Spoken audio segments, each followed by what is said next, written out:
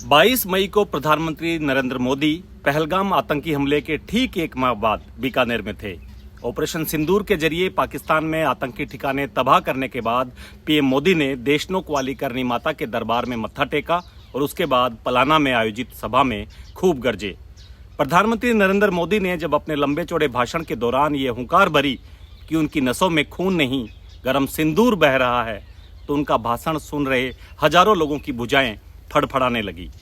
और तो और इस सभा की सबसे आगे की पंक्ति में बैठकर नींद ले रहे भाजपा के बड़े नेताओं की नींद भी टूट गई। जी हां, आपने सही सुना। नमस्कार, मैं रवि बिश्नोई आपको अगले कुछ मिनट में नींद की इस खबर से बाखबर करने जा रहा हूं। दरअसल ऑपरेशन सिंदूर की सफलता के बाद प्रधानमंत्री मोदी पलाना में अपने शुरुआती भाषण में जब विभिन्न विकास कार्यों को बतला रहे थे तो भाजपा के बड़े नेता नींद ले रहे थे।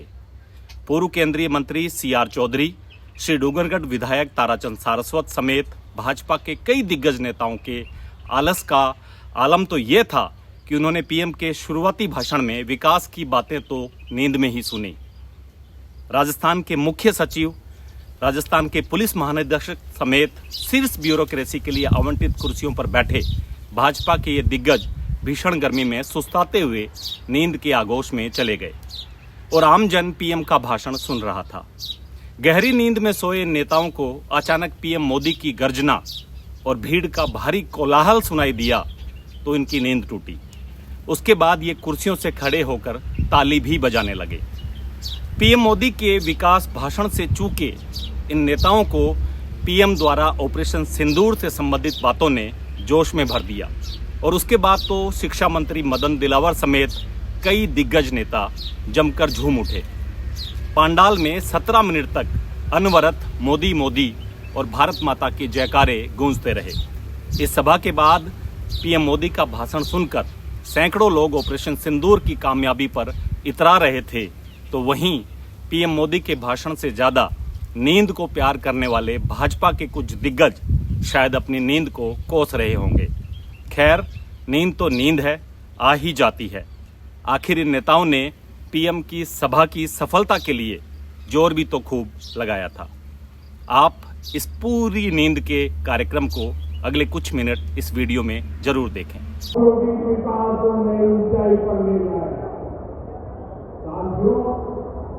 राजस्थान में पीएम सूर्यघर मुफ्त बिजली योजना को भी इन नई नीतियों का लाभ मिलेगा। और आप तो जानते हैं, बीकानेर की बात आती है। साथियों, राजस्थान में पीएम सूर्यघर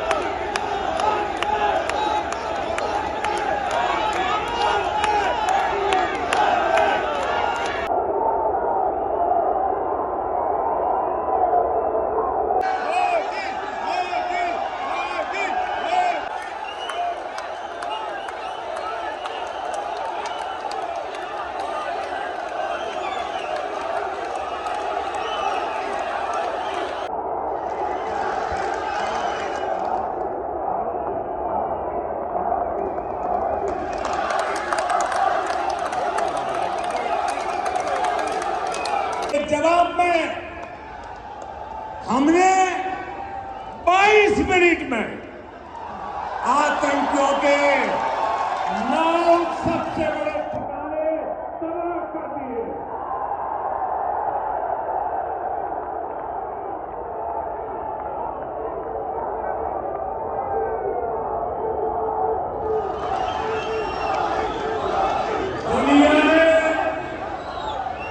और देश के दुश्मनों ने भी देख लिया कि जब सिंदूर बारूद बन जाता है तो नतीजा क्या होता है। नमस्कार।